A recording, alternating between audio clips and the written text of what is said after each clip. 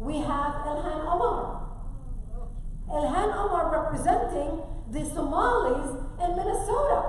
Do you know that in Minnesota they have the largest concentrations of Somalis anywhere in the world outside of Somalia?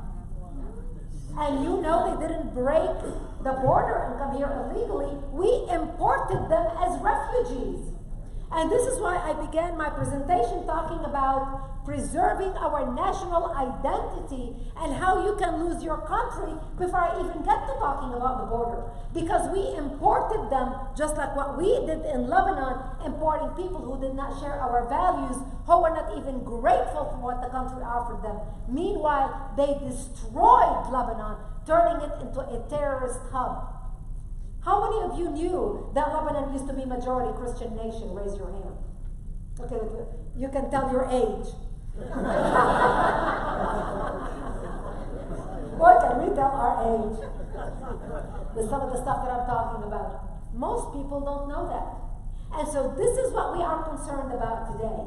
Losing our identity, losing our country because of the people that we are importing and because they are using our democratic system in order to infiltrate our country. And we're not worried just about Rashida Tlaib and Ilhan Omar. We are worried about 15 years from now, how many more Rashida Tlaib and Ilhan Omar we're going to have in Congress. Unless we start standing up and we start mobilizing now and we start speaking out. And I am somebody who is so passionate about legal immigration because I am a legal immigrant. And the magic word here is legal.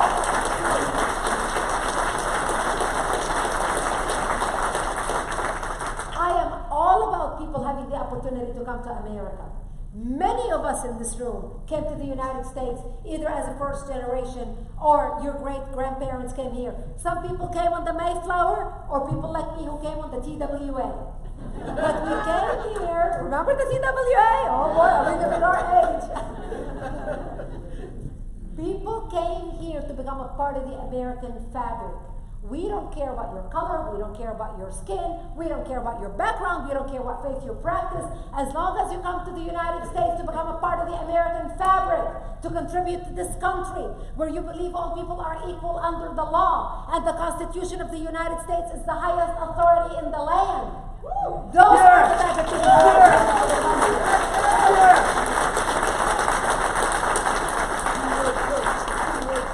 When I came to America, as a legal immigrant, I had to pay for my own visa.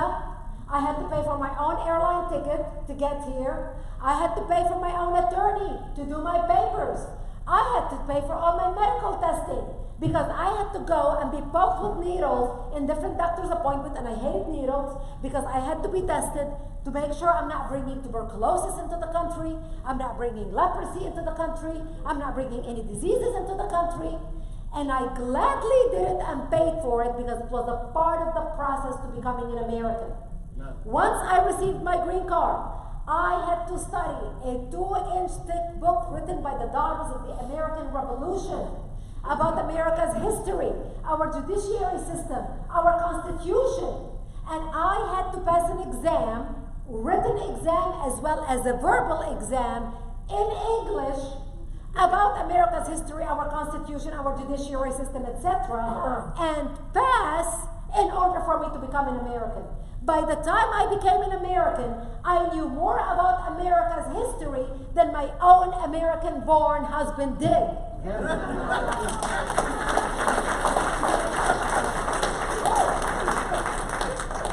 And that was only 30 years ago.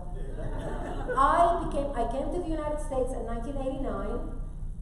I became an American in 1994, October of 1994. How things have changed since 1994. I had to go through that process in 1994. Look how far the country is changing and how fast the country is changing.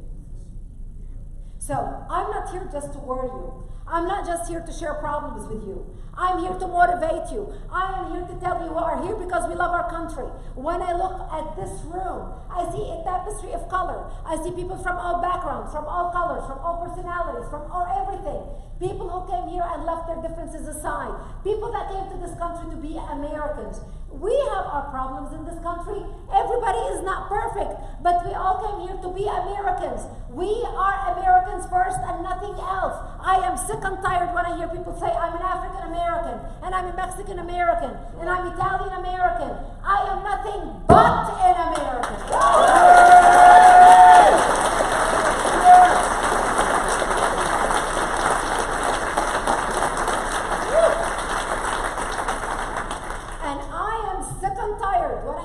Complain about America, seeing all the ills of America. America is bad. America is evil. America is too rich. America needs to be brought down a few notches to be like the rest of the world. For those who hate America, who apologize for America, who do not like America, we will give them a one-way ticket to get the hell out of here.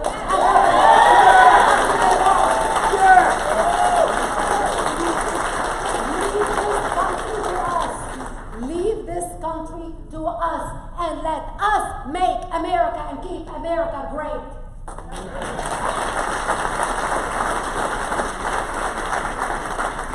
And while I'm at it, I believe English is the official language of the United States.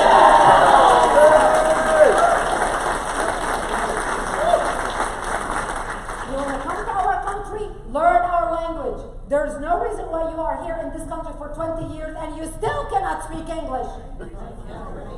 It's not what's wrong with them, it's what's wrong with us for allowing them to continue like that, enabling them to continue to be weak instead of empowering them to be strong, to learn our language, to become educated, to learn how to love this country and why this country is the greatest nation on the face of the planet. And that's what we're here to talk about.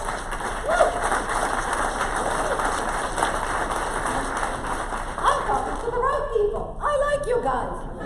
So, we're not going to crawl in a hole. We're not going to stop speaking because we have Antifa and we have MS-13 and we have Black Lives Matter and we have all these things. You see, a lot of you, when I started Act for America, when we started, I'm going to tell you why I started Act for America. As you can tell, I'm very passionate. But this passion was reborn, and it was reborn on 9/11. You see, 9/11 was a defining moment for the United States. It changed our lives. It changed the way we travel. It changed the way we listen to the news. It changed the way we live. How many of you traveled through an airport lately and had to take your shoes off, your belt off, put your cell phone aside, take your computer out of your bag, stand in those machines, go like this? I can do that with my eyes. I can do that with my sleep. I travel so much. I live on airplanes. We changed our lives. But September 11th was specifically a defining moment for me. You see, we all did the same thing on September 11th. We watched the images of the World Trade Center come down again and again. And we all were depressed. We all were glued to our television sets. We felt so sad. We felt so frustrated. We felt so angry. How could people do this to us? But for me, it struck a chord. My daughters came home from school that day. And my youngest daughter was around my age when I was wounded. And she walked in and she's watching the TV set with the images of the World Trade Center come down. And she said, Mommy, why did they do this to us? And I found myself looking into my daughter's eyes and repeating to her the exact same words my daddy said to me when I was her age. They hate us because they consider us infidels and they want to kill us. Here we were, 2 generations apart. I was a young Lebanese girl, she's a young American girl. I spoke Arabic, she spoke English. 8,000 miles apart, 30 years apart, different continents. I had to repeat to her the same words my father said to me. That day was my defining moment. That day I vowed that I will do everything I can to make sure that my daughter will never have to look into her child's eyes and repeat to him or to her what my daddy told me and what I had to say to her. That day I was reborn as an activist.